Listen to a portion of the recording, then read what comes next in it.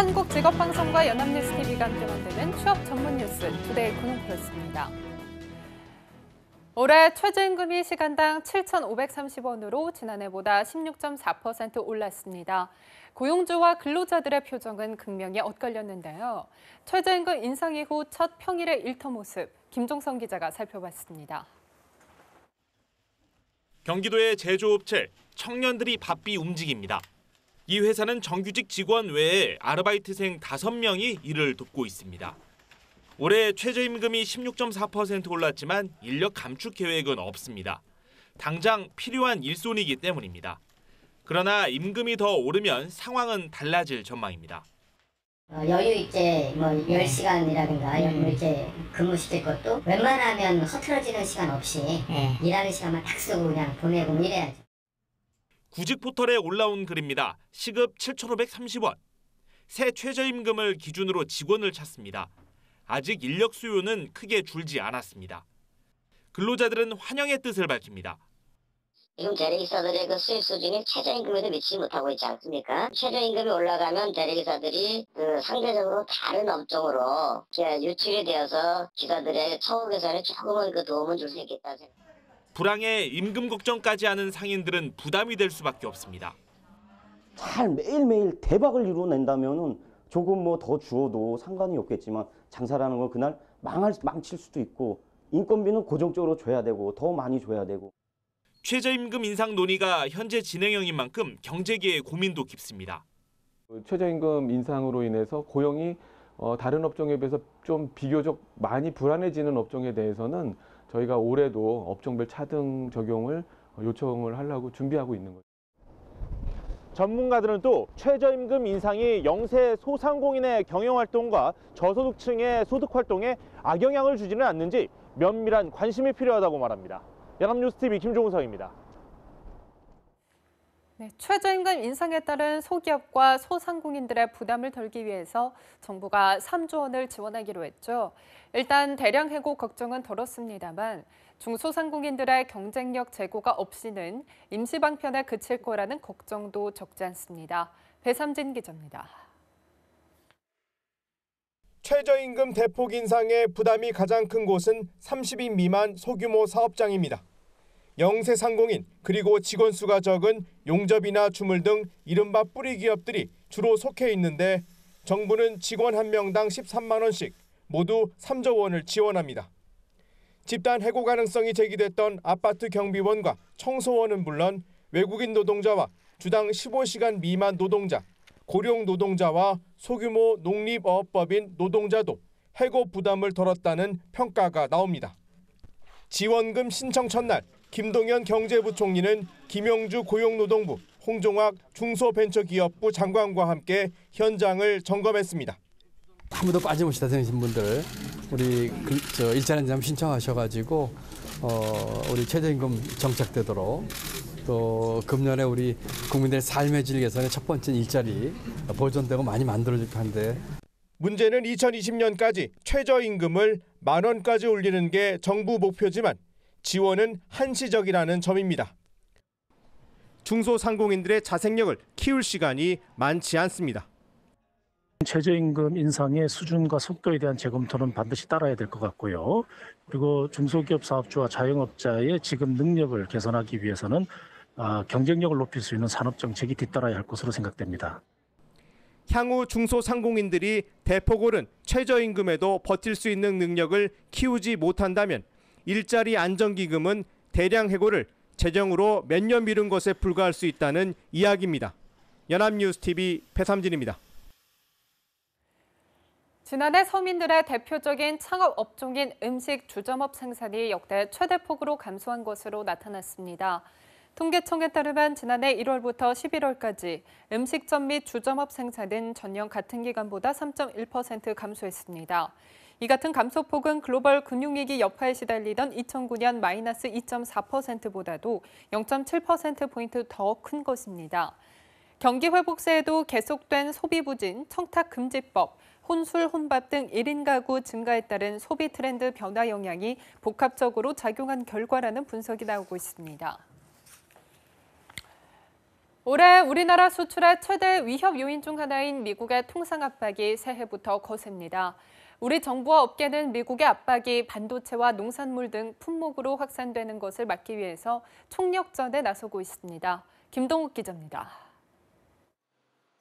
새해부터 미국의 통상 압박이 이어지고 있습니다. 미국 반도체 기업 비트마이크론은 최근 삼성전자와 SK하이닉스를 상대로 특허 침해 소송을 제기했습니다. SSD 메모리와 관련한 지적재산권을 침해했다는 건데 미국 국제무역위원회가 곧 조사 여부를 결정할 예정입니다. 이에 따라 수출 효자 품목인 반도체로도 통상 압박이 확대되는 것 아니냐는 우려가 나오고 있습니다.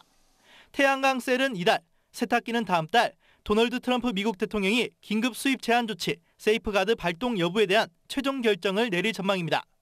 당장 미국 시각으로 3일 열리는 세탁기 공청회를 앞두고 우리 정부와 업계는 마지막 총력전을 준비 중입니다. 5일부터는 한미 양국이 미국 워싱턴 DC에서 첫 회의를 시작으로 본격적으로 자유무역협정 FTA 개정 협상에 들어갑니다. 미국은 특히 자동차와 농산물 분야를 압박하고 있습니다. 윌버 로스 미국 상무부 장관은 지난달 농업 분야에서 한국은 미국의 좋은 시장이라며 더 많이 팔기를 원한다고 밝히기도 했습니다. 반면 우리 정부는 농업 분야는 넘어서는 안 되는 레드라인임을 강조하고 있습니다. 만약에 농산물을 건드리면은 저도 역시 미국 측의 민감한 이슈를 그것을 요구할 수밖에 없는 부분이고 연초부터 민감한 통상 문제를 놓고 우리나라와 미국 간 기싸움이 점점 더 치열해질 전망입니다. 연합뉴스 TV 김동욱입니다.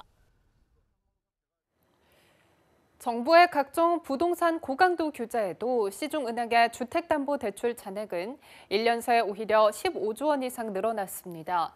금융권에 따르면 KB국민은행과 신한은행 등 5개 주요 시중은행의 지난해 말 기준 주택담보대출 잔액은 2016년 12월 말보다 15조 800억 원 늘어난 377조 7,900여억 원으로 집계됐습니다.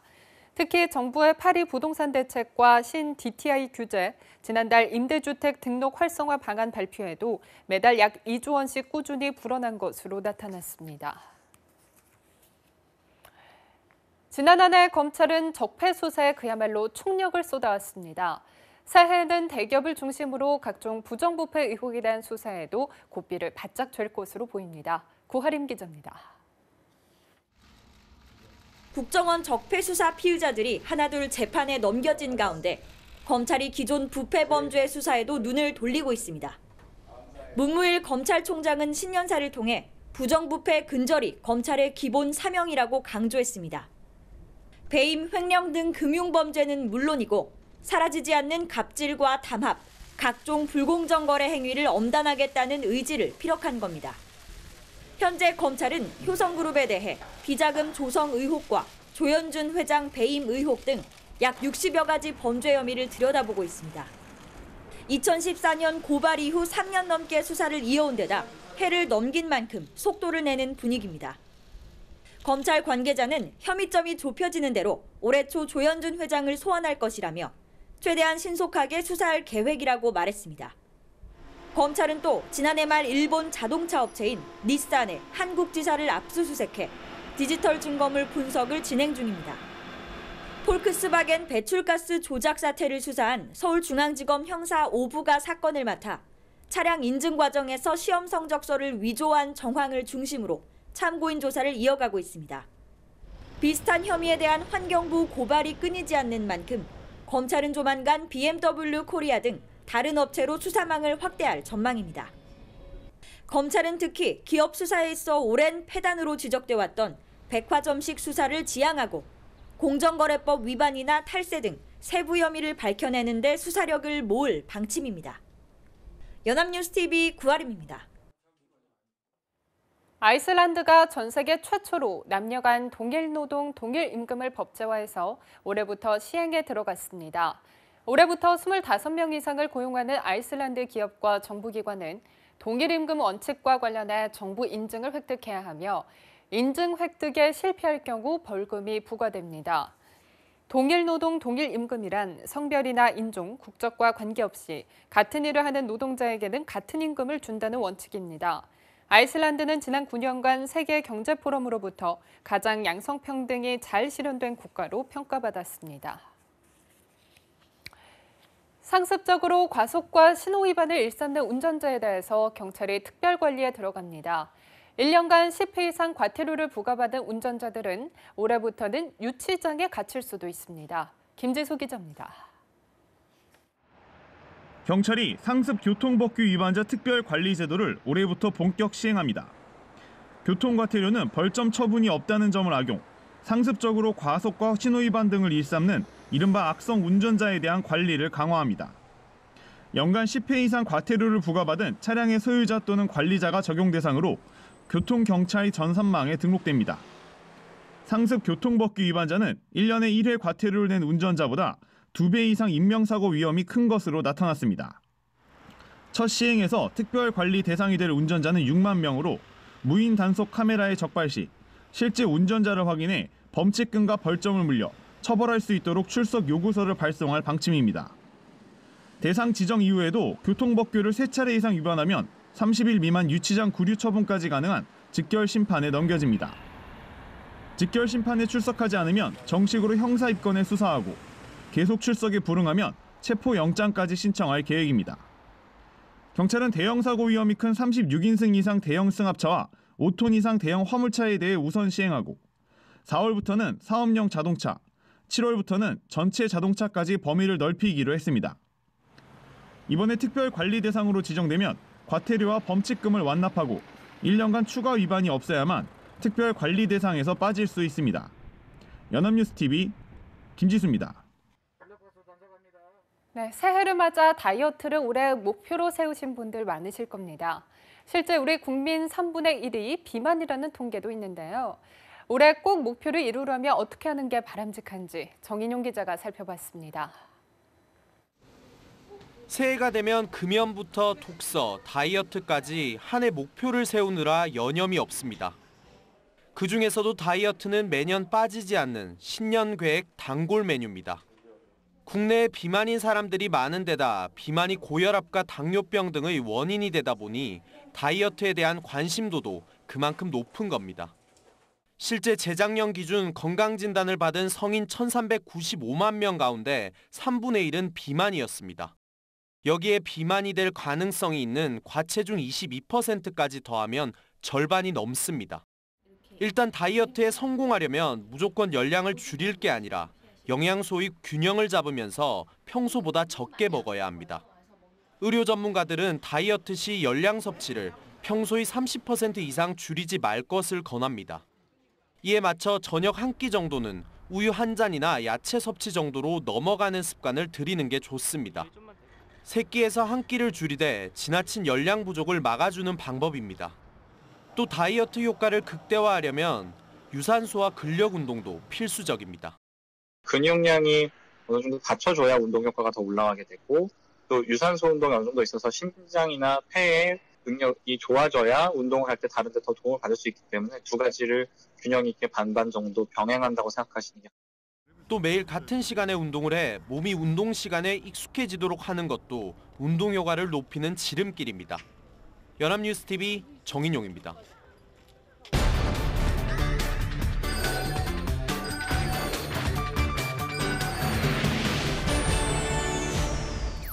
사회적으로 핫한 이슈를 키워드로 알아보는 핫키워드 시간, 구문화 캐스터와 함께합니다. 안녕하세요. 안녕하세요. 핫키워드 시간입니다.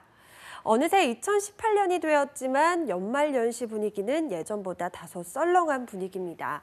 예전보다 거리도 한산하고 송년회와 신년회도 감소하는 추세라고 하는데요.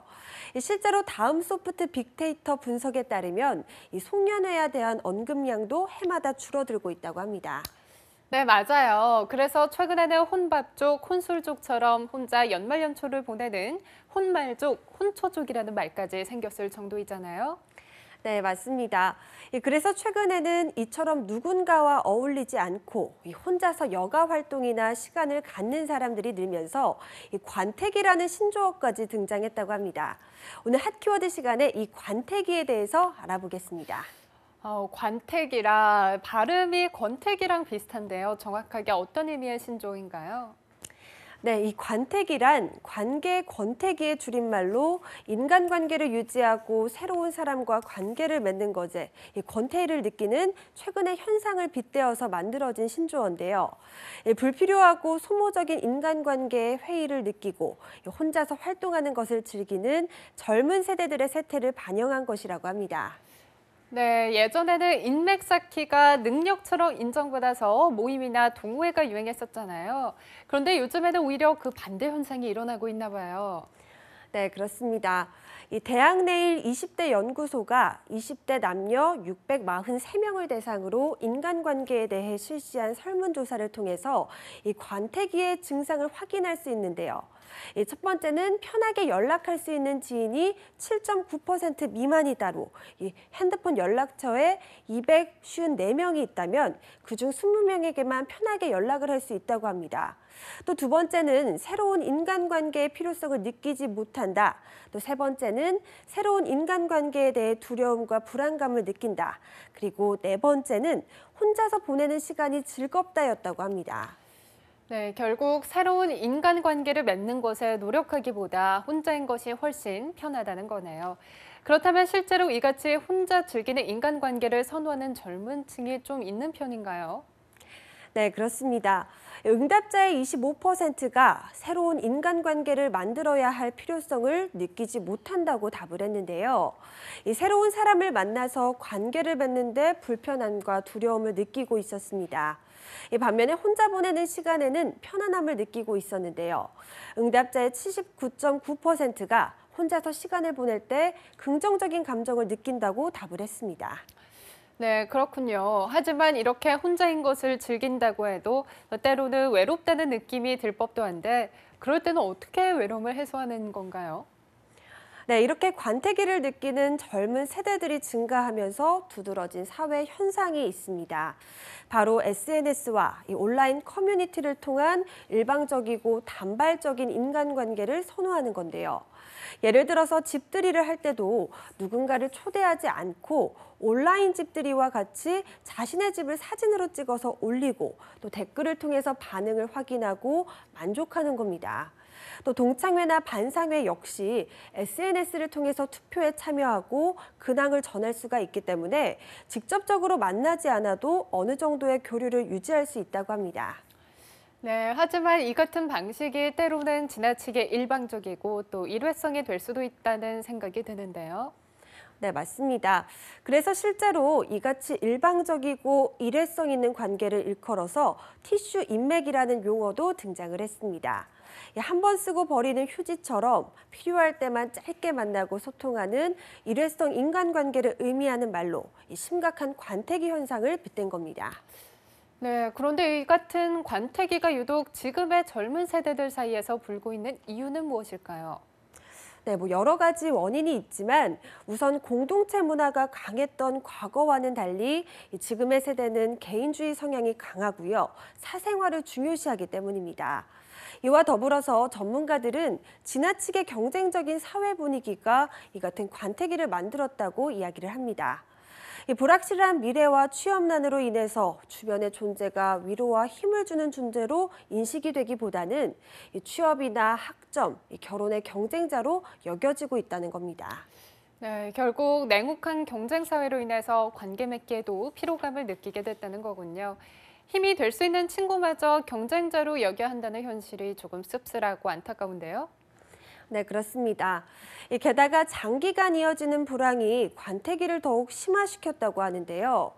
트렌드 코리아 2018의 공동 저자 이준영 교수는 요즘 사람들은 관계 가성비를 따진다고 말합니다. 관계를 유지하는 데 투자하는 비용과 수고 대비 관계로부터 얻는 효용이나 만족도를 중요시 여긴다는 건데요. 관계 가성비가 낮다고 생각되면 굳이 시간과 돈을 투자하지 않는다는 뜻입니다. 결국 직접적인 만남으로 인해서 드는 시간적이고 금전적인 비용까지 아껴야 하는 열악한 상황이 자발적인 나홀로족을 양산해낸 것이라고 할 수가 있겠습니다. 네, 삼포, 오포족에 이어서 이 시대 청춘들이 인간관계마저 포기하게 만드는 이 열악한 현실이 그저 안타까울 뿐인데요. 하루빨리 취업 전쟁과 또 장기간의 불황이 끝나서 우리 청년들이 또다시 무언가를 포기해야 하는 안타까운 상황이 되풀이되지 않기를 바라겠습니다. 지금까지 핫키워드 구본아 캐스터와 함께했습니다. 고맙습니다. 고맙습니다.